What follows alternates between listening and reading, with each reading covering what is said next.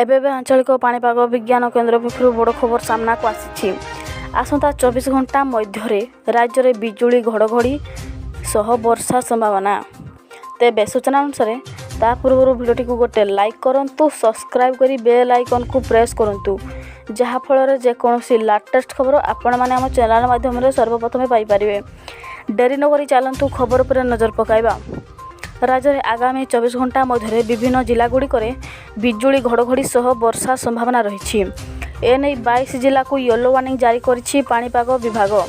ଉକ୍ତ ଜିଲ୍ଲାଗୁଡ଼ିକ ହେଉଛି ମାଲକାନଗିରି, କୋରାପୁଟ, ନବରଙ୍ଗପୁର, ରାୟଗଡ଼, ଗଜପତି, ଗଞ୍ଜାମ, କନ୍ଧମାଳ, କଳାହାଣ୍ଡି, ନୂଆପଡ଼ା, ବଲାଙ୍ଗୀର, ବୌଦ୍ଧ, ସୋନପୁର, ବରଗଡ଼, ଅନୁଗୁଳ, ସମ୍ବଲପୁର, ଝାରସୁଗୁଡ଼ା, ସୁନ୍ଦରଗଡ଼, ଦେବଗଡ଼, ଢେଙ୍କାନାଳ, ଯାଜପୁର, ଭଦ୍ରକ ଓ ବାଲେଶ୍ୱର। ଅନ୍ୟପକ୍ଷରେ ଆସନ୍ତା 3 ତାରିଖରେ ଉତ୍ତର ବଙ୍ଗୋପସାଗରରେ ସୃଷ୍ଟି ହେବା ଘୂର୍ଣ୍ଣିବଳୟ। ପରବର୍ତ୍ତୀ 48 ଘଣ୍ଟାରେ ଏହା ଲଘୁଚାପ କ୍ଷେତ୍ରରେ ରୂପ ନେବାର ସମ୍ଭାବନା ରହିଛି। ଘୂର୍ଣ୍ଣିବଳୟ ସୃଷ୍ଟି ସମ୍ଭାବନା ନେଇ ଆଜି ପାଣିପାଗ ବିଭାଗ ଟ୍ୱିଟ୍ କରି ସୂଚନା ଦେଇଛି। ଆସନ୍ତା 5 ତାରିଖ ବେଳକୁ ଲଘୁଚାପର ପରିଣତ ହେବାର ସମ୍ଭାବନା ରହିଛି।